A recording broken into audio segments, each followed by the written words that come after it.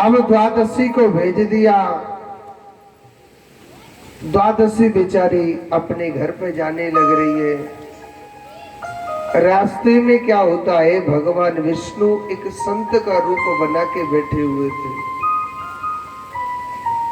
रास्ते में भगवान विष्णु एक संत का रूप बना के बैठे हुए थे। विष्णु भगवान कहने लगे, मैया, अरे ओ मैया, मैया अपनी बहन की बेटियों की शादी में से आ रही है। मैया कछु न कछु लड्डू पेड़ा लाई होगी, मैया वो को लड्डू पेड़ा दे देना खाने को। अब द्वादशी क्या बोले कि मेरा अपमान करके भगा दिया। द्वादशी ने भगवान से भी झूठ का सहारा लिया। पता है क्या लिया था द्वादशी ने? द्वादशी कहने लगी, बाबा, अरे ओ बाबा, मैं ना थोड़ा जल्दी में आ गई, इसलिए ना मैं भूल आई पकवान को, लड्डू पेड़ाओं को मैं भूल आई बाबा, मगर मैं बाद में आऊंगी ना तो तुम्हारे काजे जरूर जरूर लेके आऊंगी लड्डू पेड़ा। भगवान तो घट घट वासी है, भगवान को क्या नहीं पता। भगवान कहने लगे, मैया, अरे ओ मैया, तू तो हमारे काजे कछु लावेगी ना, मगर मैया मैं तेरे काजे न जरूर कछु न कछु दूंगा। तो विष्णु भगवान ने पता है क्या किया, वहीं से माटी के 2 मिट्टी के लड्डू बना के उसके लिए द्वादशी के लिए दे दिया था, क्योंकि विष्णु भगवान संत का रूप बना के बैठे थे। द्वादशी उस मिट्टी के लड्डुओं को लेकर के घर आ गई। द्वादशी का पति आया, कहने लगा कि तेरी बहन ने कुछ दिया क्या खाने के लिए? अब अपने पति से वो बेचारी क्या बोले।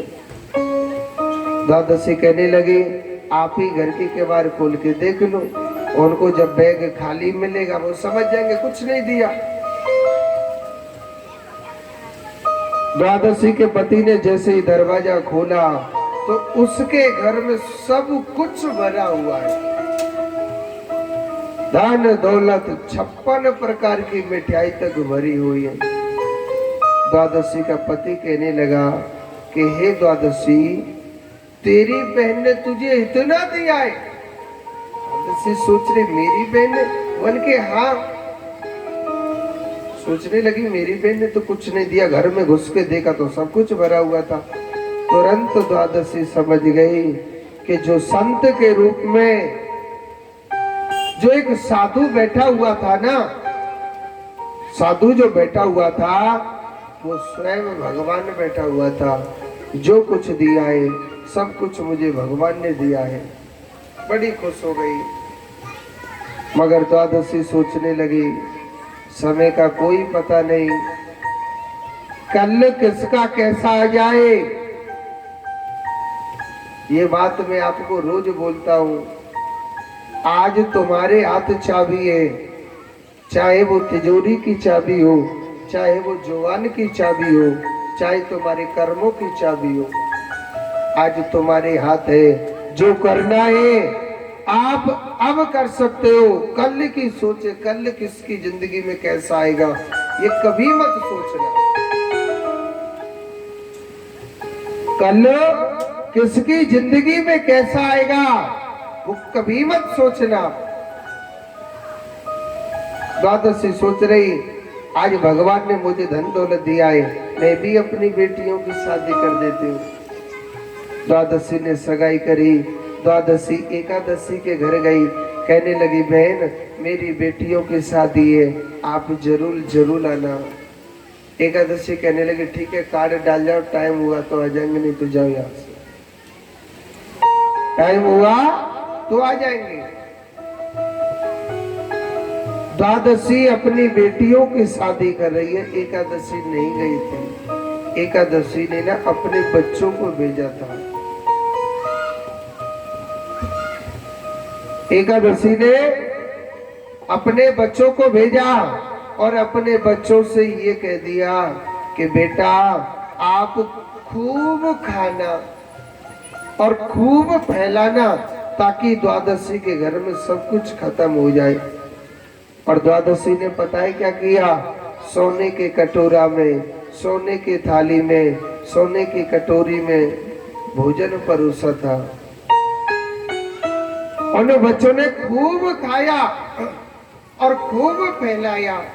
जितना खाया और फैलाया था, मेरे कन्हैया ने, विष्णु भगवान ने उसके घर में 4 गुना बढ़ा दिया। और उन बर्तनों को भर भर के द्वादशी ने दे दिया कि बेटा आप लावने में ले जाओ।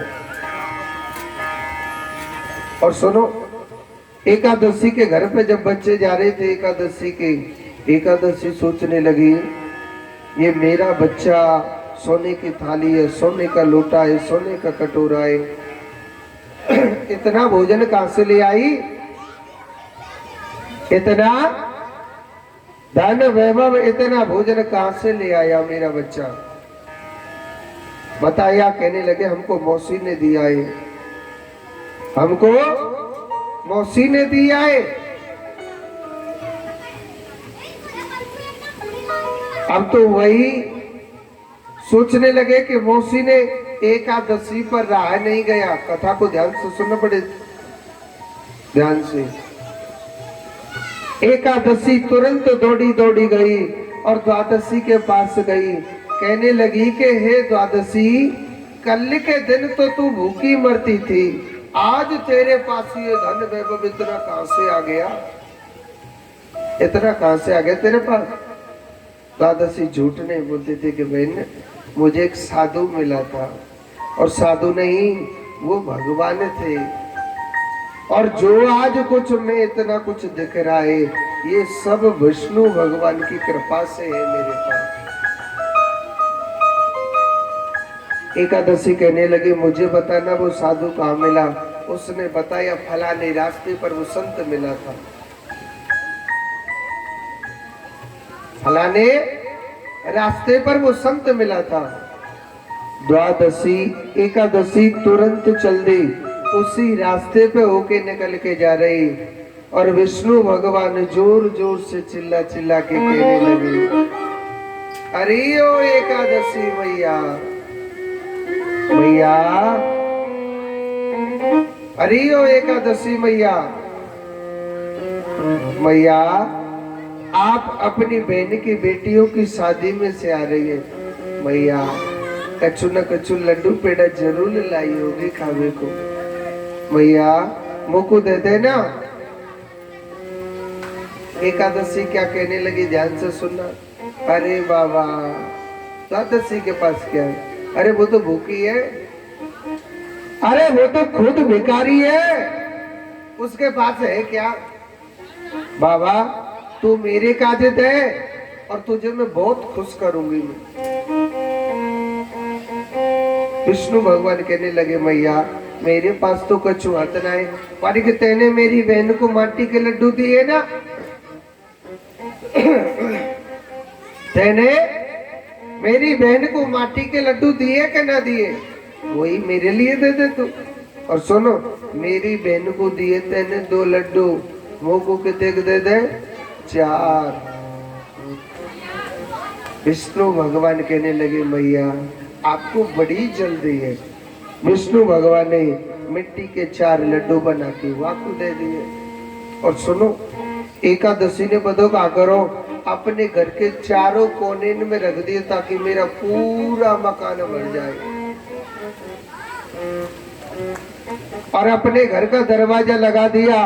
अपने पति से कहने लगी कि स्वामी दरवाजा खोलो, देखो हमारा मकान पूरा भरा हुआ है। और दरवाजा खोल के देखा था तो वास्तव में उसका घर पूरा ही भरा हुआ था। कायते माटी से भरा हुआ था, मिट्टी से भरा हुआ था पूरा मकान। एक परत मिट्टी निकाले तो 2 परत भर जाती है, 2 परत मिट्टी निकाले तो 4 परत भर जाती है। उनको मिट्टी खिलाते खिलाते सुबह से दोपहर हो गई, दोपहर से शाम हो गई, मगर मिट्टी नहीं निकल रही। एकादशी का पति कहने लगा, देवी ये क्या माया ले आई, हमारे घर में सब कुछ माटी ही माटी हो गया। वही एकादशी वापस गई विष्णु भगवान के पास और कहने लगी, अरे ओ बाबा, बाबा तैने हमारे घर में क्या कर दियो जो सब कुछ माटी ही माटी हो गया। विष्णु भगवान को बड़ी जोर से हंसी आ रही और विष्णु भगवान कहने लगा, मैया हे एकादशी माता, एक बात बता, तेरे पास काहे चीज की कमी थी है? अरे द्वादशी तो बेचारी गरीब थी, उसमें कुछ नहीं था, मैंने उसे खुशी से दिया और तेरे पास तो सब कुछ था, फिर भी तूने कहा हाय माया, हाय माया, हाय माया। मैं उसे मिट्टी में मिलाने में 1 मिनट नहीं लगाता हूं, तेरे पास क्या कमी थी? विष्णु भगवान को क्रोध आया और एकादशी के लिए श्राप दिया कि जा, मैं तुझे श्राप देता हूं कि तू आज से भूखी मरेगी। एकादशी माता विष्णु भगवान के चरणों में रोने लगी, भगवान से कहने लगी कि हे भगवान, मैंने अभिमान में आके न जाने आपसे क्या क्या बोल दिया था, धन का अभिमान था प्रभु मुझे, हे भगवान मुझे क्षमा करे। विष्णु भगवान कहने लगे, मैंने तुझे श्राप तो दे दिया कि तू भूखी मरेगी, मगर मैं तुझे वचन देता हूँ, तेरे लिए अर्ध भोजन देता हूँ, पेट भर के नहीं दूंगा, अर्ध भोजन दूंगा। अर्ध भोजन पता है किसे कहते हैं? अनार को, सागार को, इसको अर्ध भोजन कहा जाता है। आपने देखा होगा द्वादशी को जल्दी रोटी क्यों खाते हैं लोग? ये द्वादशी पेट भरी हुई है और एकादशी भूखी है, इसीलिए अर्ध भोजन किया जाता है एकादशी के दिन। और भगवान ने वचन दिया कि हे एकादशी, जो मनुष्य तेरे नाम का व्रत रहेगा कलयुग में, वो सीधा मेरे ही धाम को प्राप्त होगा। इस कथा का अर्थ है, जैसा भी हो खाने के लिए खुश रहो। ऐसे ऐसे व्यक्ति है, तुम्हारे पास रहने के लिए छत तो है, ऐसे ऐसे व्यक्ति इस दुनिया में रह रहे हैं जिन पर न जमीन है, न ऊपर छत है और ना ही किराए पे मकान। क्या एक तिरपाल झोपड़पट्टी वाले होते हैं ना, उसी में रहते हैं। कल को भगवान न करे कोई सांप आ जाए, उनको डस ले, क्योंकि जंगल में पड़े रहते हैं। उनको देख करके देखो हम कितने अच्छे रहते हैं। ये प्रार्थना करो कि हे विधाता, हम जैसे सर्व संतोष रखना चाहिए। और जो मनुष्य कहता है कि हे भगवान, फलाने पे गाड़ी है, मेरे पास भी आनी चाहिए। हे भगवान, फलाने के पास बहुत बड़ी बिल्डिंग है, हे कन्हैया, हे गोपाल, मेरी भी बिल्डिंग बन जाए, बहुत अच्छा रहेगा। भगवान, फलाने पे 50 लाख रुपए की कार आ गई, मेरे पास भी आनी चाहिए। जो हाय माया, हाय माया करता है, मेरा कन्हैया उसे मिट्टी में मिलाने में 1 मिनट नहीं लगाता है। अगर आपको कथा अच्छी लगी हो तो स्वीकार करना, और ये मुझे कथा यार जोड़ते बोलो, एक बार और बोलना पड़ेगा। तो हे भगवान, जैसे एकादशी के साथ में किया, ऐसा किसी के भी साथ में न हो। और यह कथाएं ना औरत को सुनाइए, पाप नहीं लगेगा, हाल ही में वहीं चढ़ाओ भैया, वो कन्हैया दक्षिणा लगी वाला। हाँ, तो इधर को भगवान आगे की कथा है, बड़ी सुंदर, ध्यान से सुनेंगे। उद्धव चरित्र की कथा बड़ी ध्यान से सुनाई हमने।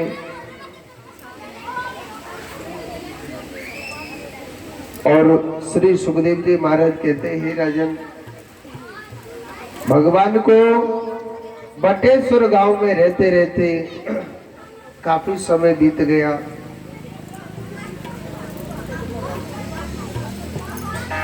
मगर भगवान के लिए एक दिन देवकी माता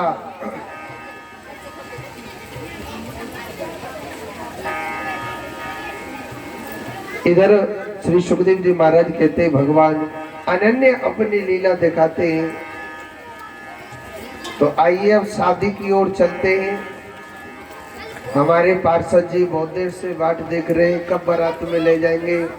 उठ के घूमे आते हैं इधर उधर, फिर बैठ जाते हैं।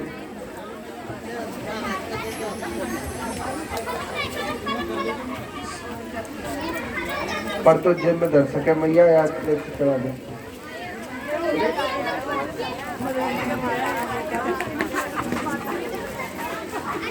देखो भीष्मक नाम का राजा था। उनके तीन बेटा और एक बेटी थी। बेटा का नाम था रुक्मी और बेटी का नाम था क्या? रुक्मणी। रुक्मी चाहता था कि मेरी बहन का विवाह हो गए तो किसी पैसे वाले के यहाँ पे हो गए। पिक्चर में चढ़ा रहे का वो 5 चढ़ा रहे नहीं, पैसे वाले के यहाँ पर हो गए। तो उसने अपनी बहन की सगाई किसके साथ में कर दी? शिशुपाल के साथ में।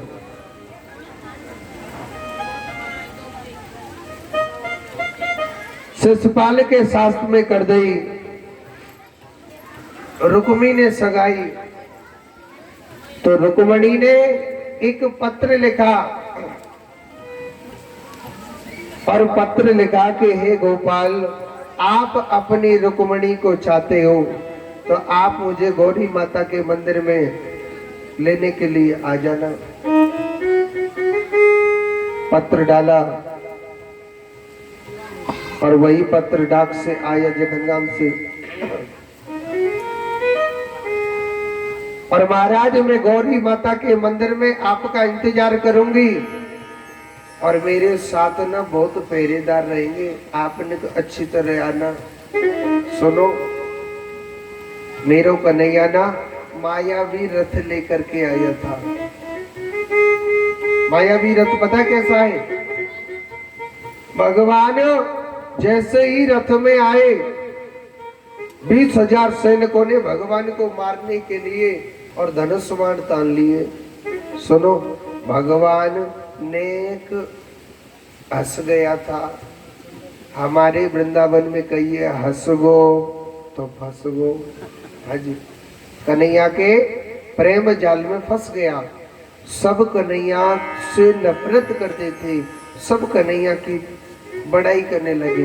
भैया जाते कन्हैया के में वो बड़ो सुंदर लग रहा है, बड़ा अच्छा लग रहा है वो कृष्ण। जाते कन्हैया के में वो कन्हैया बहुत सुंदर लग रहा है। कोई कह रहा हो कन्हैया के ना ये जो मुस्कान है ये बहुत अच्छी लग रही है। कोई कह रहा है कन्हैया के पतले पतले होंठ बड़े सुंदर लग रहे हैं। कोई कहने लगा कन्हैया के टाट पे जो मुकुट रखा है वो बड़ा सुंदर लग रहा है। कोई कहने लगा कन्हैया के हाथ बड़े सुंदर।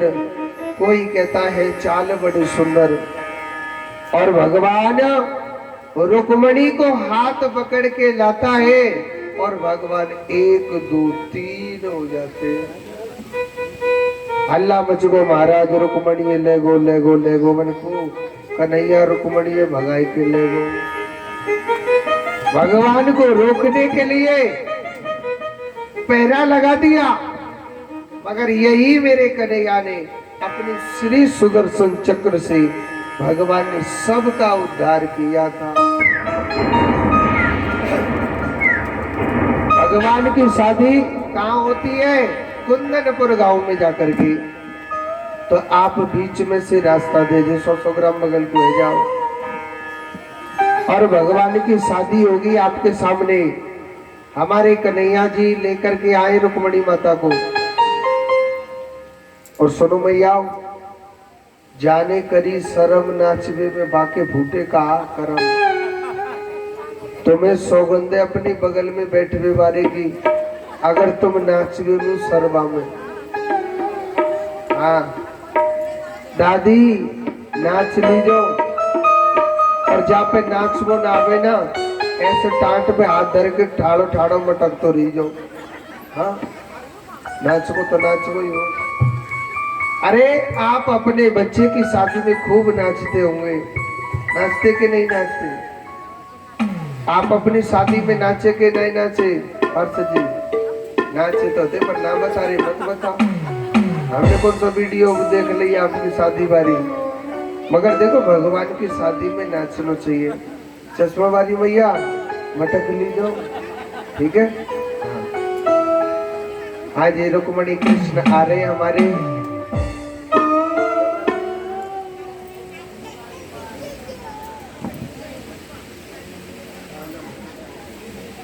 श्री राधे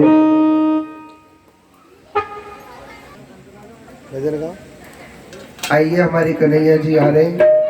एक बार जोर से ताली बजाओ। बोलिए कृष्ण कन्हैया लाल की जय। आज मेरी श्याम की शादी है।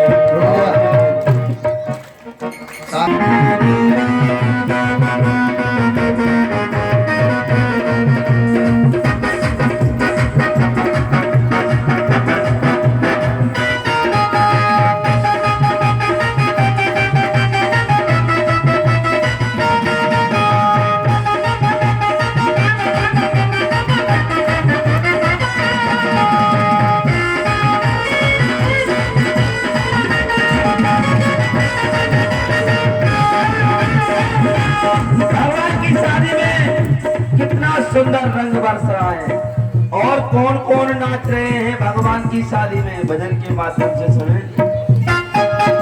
रंग बरसे रंग बरसे नंदलाल की बारात में, रंग बरसे रंग बरसे रंग बरसे नंदलाल की शादी में, रंग बरसे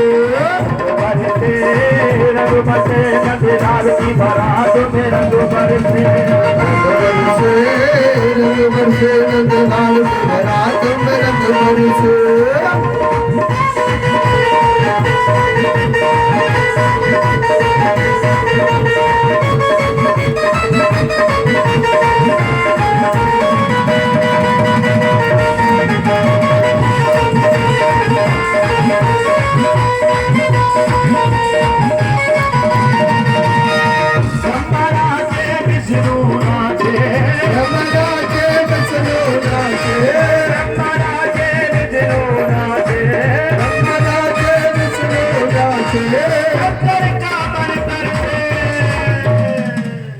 रंग बरसे गल साथी में, रंग बरसे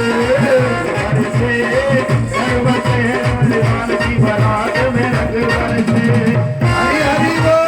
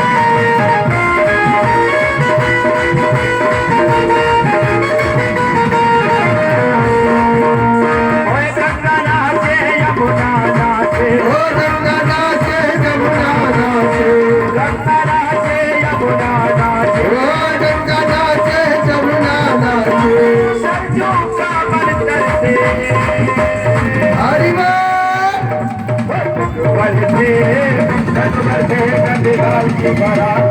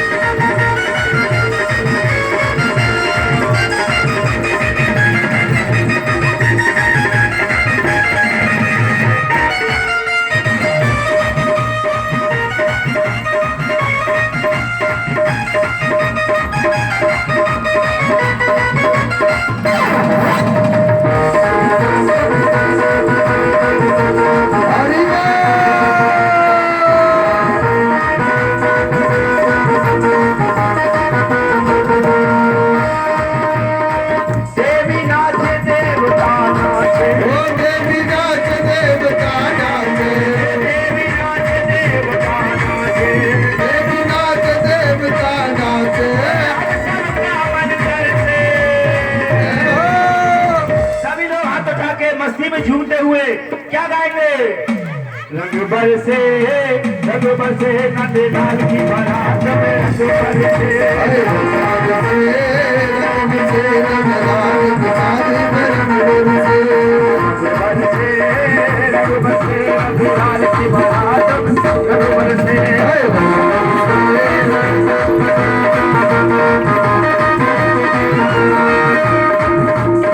पूरा नाच नरेश नाचे।